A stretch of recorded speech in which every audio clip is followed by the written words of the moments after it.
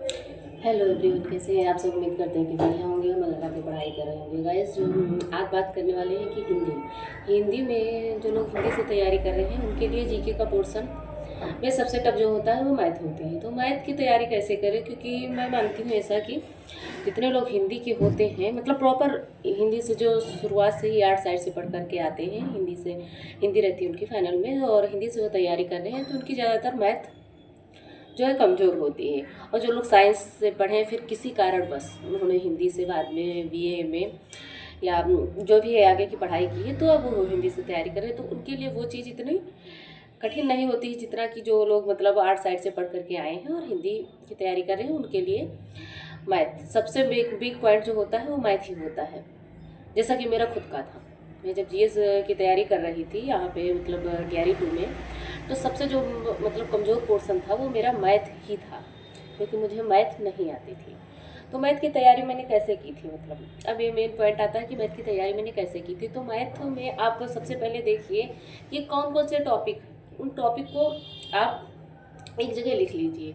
सबसे पहले कौन कौन सी टॉपिक है, उन टॉपिक को जब आप एक जगह लिख लेंगे और उसके बाद आप उसमें से देखिए कि कौन से टॉपिक को आप अच्छी तरीके से समझ पा रहे हैं या समझ पा रहे हैं। मतलब मान लीजिए कोई भी टॉपिक ऐसा है जिसके क्वेश्चन आप आसानी से कर ले रहे हैं, और कुछ टॉपिक ऐसे होते हैं जो बिल्कुल भी समझ में नहीं आते।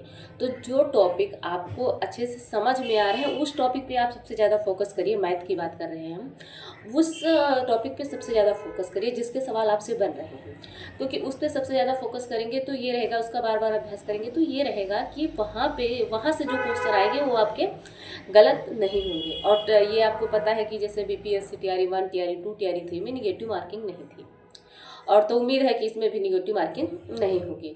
तो उसमें क्या करते हैं कि जो मतलब आपको समझ में आ रहे हैं उन टॉपिक पे आप ज़्यादा से ज़्यादा अभ्यास करिए, और वहाँ से क्वेश्चन आए वो आपके गलत ना हो, ठीक है ना।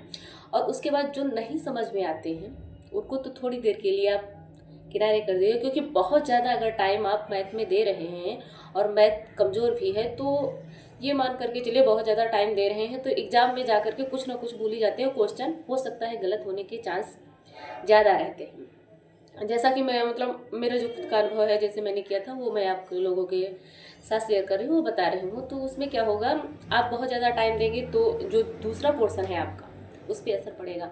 दूसरा पोर्शन आपका इतना कमज़ोर नहीं, जीएस का कोई भी पोर्शन आप ले लीजिए उसको आप पढ़ सकते हैं ना। सबसे ज़्यादा मैथ ही रहती है कमज़ोर, जैसा कि मैंने बताया कि मेरा मेरा मैथ ही सबसे ज़्यादा कमज़ोर था। तो वहाँ से आप वो टॉपिक उठाइए जो टॉपिक आपको आसानी से समझ में आ रहे हैं या जिनके सवाल आपसे बन रहे हैं। उस टॉपिक को उठा करके आप पूरी तरीके से जितनी बार मतलब आप कोशिश करिए कि उसका मतलब ज़्यादा से ज़्यादा उस टॉपिकों पे अभ्यास करिए। और जो नहीं समझ में आ रहे हैं उनको आप उस पर टाइम दीजिए, लेकिन थोड़ा सा टाइम दीजिए।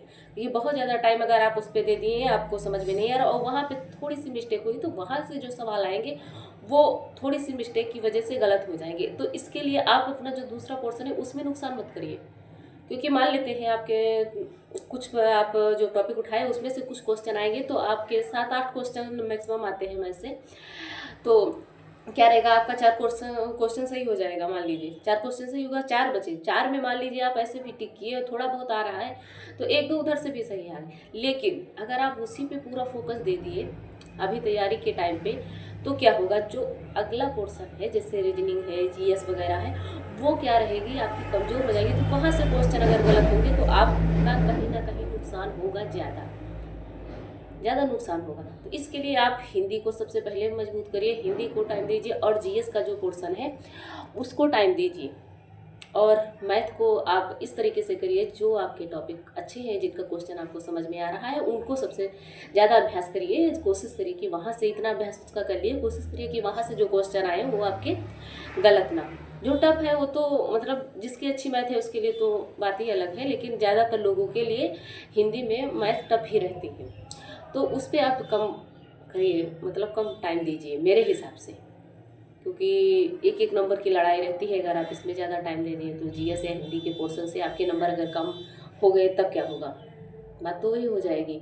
तो इसलिए आप वहाँ से वो टॉपिक है जो सरल है, जो आपको सरल लग रहे हैं वो टॉपिक उठाइए और उसकी तैयारी करिए। और जब वो आपको लगे कि हाँ ये मेरा अभ्यास सही हो गया है या जीएस, जब आप ये सारा टॉपिक आपका सही हो जाए और उसमें से क्वेश्चन मतलब किसी भी तरीके के क्वेश्चन बने, तो आप उस जो टफ वाले आपका टॉपिक है मैथ में, उसमें से वो सवाल उठाइए, फिर धीरे धीरे उसका अभ्यास करिए।